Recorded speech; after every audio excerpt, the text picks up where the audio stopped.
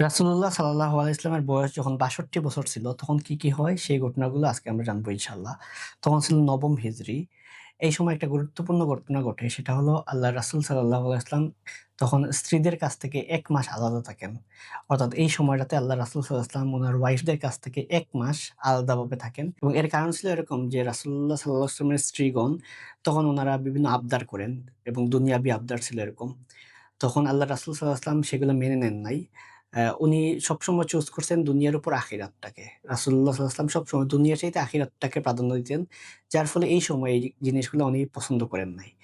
তো এক পর্যায়ে রাসূলুল্লাহ সাল্লাল্লাহু আলাইহি ওয়াসাল্লাম উনি নিজে স্ত্রীদের কাছ থেকে ১ মাস আলাদা থাকেন এবং অনেকেই ধরেই নেয় রাসূলুল্লাহ সাল্লাল্লাহু আলাইহি ওয়াসাল্লাম কি আল্লাহ উনার ওয়াইফদেরকে তালাক দিলেন কিনা এবং এইটা নিয়ে মদিনায় ওই সময় বেশ আলোচনা শুরু হয়। পরবর্তীতে আল্লাহ সুবহানাহু ওয়া তাআলা রাসূলুল্লাহ সাল্লাল্লাহু আলাইহি ওয়াসাল্লামকে ২ টা অপশন দেন। একটা অপশন হলো উনি উনার স্ত্রীদেরকে তালাক দিতে পারেন। আর সেকেন্ড অপশন হলো গিয়ে উনার স্ত্রীদেরকে প্রস্তাব দেন যে, "আমি দুনিয়ার জীবনটাকে চাইতে আখিরাতের জীবনটাকে প্রাধান্য দিলাম। তোমরা চাইলে এগুলা মেনে আমার সাথে থাকতে পারো।" তো পরিশেষে দেখা যায় রাসূলুল্লাহ সাল্লাল্লাহু আলাইহি ওয়াসাল্লামের ওয়াইফগণ, উম্মুল মুমিনিনগণ সেকেন্ড অপশনটাকেই প্রায়োরিটি দেন এবং ওইটাই মেনে নেন। তারা দুনিয়ার জীবনটার চাইতে আখিরাতের জীবনটাকে প্রাধান্য দেন এবং এইটা নিয়ে আল্লাহ পবিত্র কোরআন অনেকগুলো আয়াত নাযিল করেন। তার মানে এটা আমরা দেখতে পেলাম রাসূলুল্লাহ সাল্লাল্লাহু আলাইহি ওয়াসাল্লামের বয়স যখন ৬২ বছর ছিল, তখনকার একটা ঘটনা।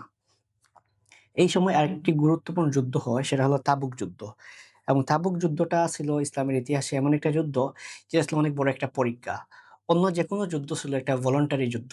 কেউ চাইলে পার্টিসিপেট করতে পারে, কেউ চাইলে নাও করতে পারে। কিন্তু তাবুক যুদ্ধটা ছিল এমন একটা যুদ্ধ, যে যুদ্ধে পার্টিসিপেট করা, অংশগ্রহণ করা সবার জন্য ফরজ ছিল, ওয়াজিব ছিল। তো সবাই যেন এই যুদ্ধটাতে অংশগ্রহণ করতে হয়। তো তাবুক যুদ্ধে মুসলিমদের টোটাল সৈন্য সংখ্যা নাম্বার ছিল ৩০,০০০ এবং আমরা দেখতে পাই যে এরকম সৈন্য কখনো মুসলিমদের কোনো যুদ্ধে ছিল না। বদর যুদ্ধে ছিল ৩১৩ আর তাবুক যুদ্ধে ৩০,০০০। তার মানে প্রায় ১০০ গুণ বেশি সৈন্য হয় তাবুক যুদ্ধে।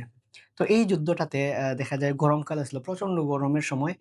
তখন অনেকেই কিন্তু যুদ্ধে যেতে প্রস্তুত ছিল না, স্পেশালি মুনাফিকরা। তারা নানান অজুহাত দেখাচ্ছিল যে, "এই সময় গরম, এখন যাব না।" তো এটা নিয়ে কিন্তু আল্লাহ পবিত্র কোরআনের একটা সূরাই নাযিল করেন, যেটাতে মূলত তাবুক যুদ্ধ নিয়ে, এবং সেই সূরাটা হলো সূরা তাওবা। এই সূরাটা আমরা চাইলে পড়তে পারি। তো এই তখন দেখা যায় অনেক যুদ্ধের ফান্ড দরকার। এবং যুদ্ধের ফান্ডের ক্ষেত্রে দেখা যায় অনেক সাহাবীরা ডোনেট করেন। আবু বকর রাদিয়াল্লাহু আনহু, ওমর রাদিয়াল্লাহু আনহু, উসমান রাদিয়াল্লাহু আনহু, আব্দুর রহমান ইবনে আউফ রাদিয়াল্লাহু আনহু থেকে শুরু করে অনেক সাহাবী এই সময় যুদ্ধের ক্ষেত্রে ফান্ড করেন, ডোনেট করেন। এমনকি যেসব সাহাবীরা তাদের সামান্য খেজুর ছিল সেগুলোও তারা যুদ্ধে দান করেন। এবং এইটা দেখেও কিন্তু মুনাফিকরা নানান কথা বলে। কেউ বলে যে সাহাবীরা যিনি অনেক সম্পদ দিছেন, তাকে বলে যে উনি লোক দেখানোর জন্য দিছেন।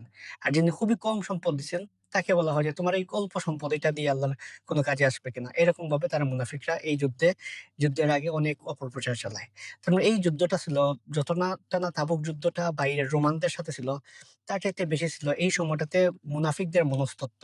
এবং আল্লাহ পবিত্র কোরআনে সূরা তাওবাতে যে আয়াতগুলা নাযিল করে, সেই আয়াতগুলা বিশ্লেষণ করলে দেখা যায় এই সূরাটাতে এবং এই যুদ্ধটাতে যতটা না বেশি ছিল বহিরাগতদের সাথে বা বাইরের যারা ছিল তাদের সাথে, তার চাইতে বেশি অনেক কিছু ছিল মনস্তাত্ত্বিক যুদ্ধ মুনাফিকদের সাথে।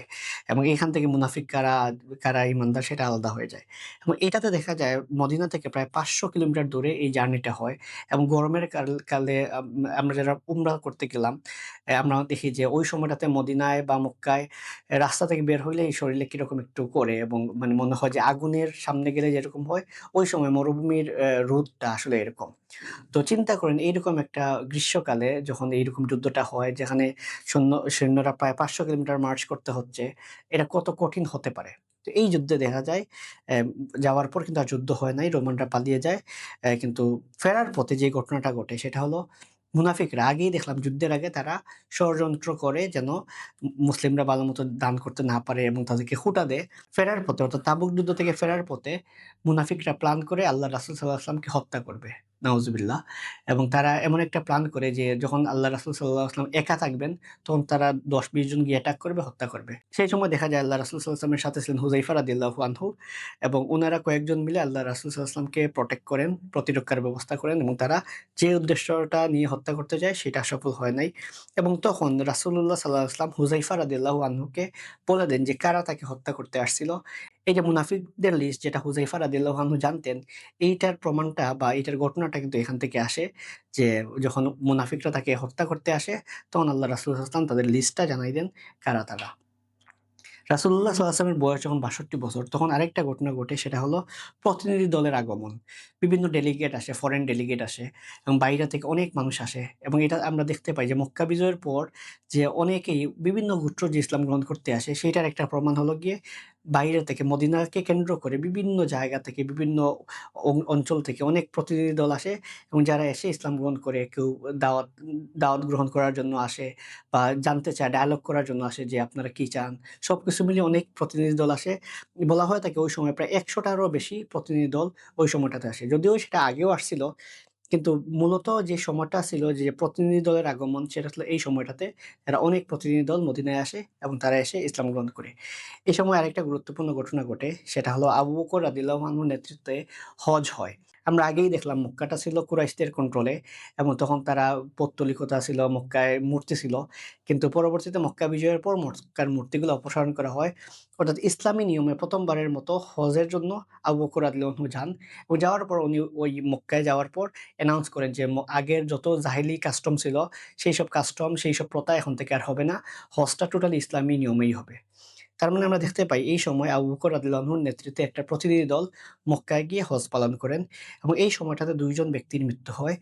একজন হলেন নাজ্জাশী, যিনি ছিলেন একজন ন্যায়পরায়ণ শাসক এবং আবিসিনিয়ায় যে মুসলিম বাহিনীটা ১ম বারের মতো হিজরত করে, তারা ছিল নাজ্জাশী উনার আন্ডারে এবং উনি কিন্তু ইসলাম গ্রহণ করেন বলে জানা যায় এবং রাসূলুল্লাহ সাল্লাল্লাহু আলাইহি ওয়াসাল্লাম, উনি মারা গেলে রাসূলুল্লাহ সাল্লাল্লাহু আলাইহি ওয়াসাল্লাম তার গায়েবানা জানাজা মদিনাতেই পড়েন এবং ওই সময় আরেকজন মারা যান, যার নাম আব্দুল্লাহ ইবনে উবাই, মুনাফিকদের নেতা। আমরা তাবুক যুদ্ধের আলোচনা করার সময় দেখলাম যে মুনাফিকরা কত ধরনের ক্ষতি করে এবং সেই মুনাফিকদের নেতা আব্দুল্লাহ ইবনে উবাই এই সময় মারা যায় এবং আল্লাহ রাসূল সাল্লাল্লাহু আলাইহি ওয়াসাল্লাম আব্দুল্লাহ ইবনে উবাইয়ের জানাজা পড়ান এবং উমর ইবনুল খাত্তাব রাদিয়াল্লাহু আনহু আল্লাহ রাসূল সাল্লাল্লাহু আলাইহি ওয়াসাল্লামকে না করেন, যে নিষেধ করেন যে আপনি এদিকে যাবেন না, জানাজা পড়ায়েন না। কিন্তু আল্লাহ রাসূল সাল্লাল্লাহু আলাইহি ওয়াসাল্লাম জানাজা পড়াতে যান।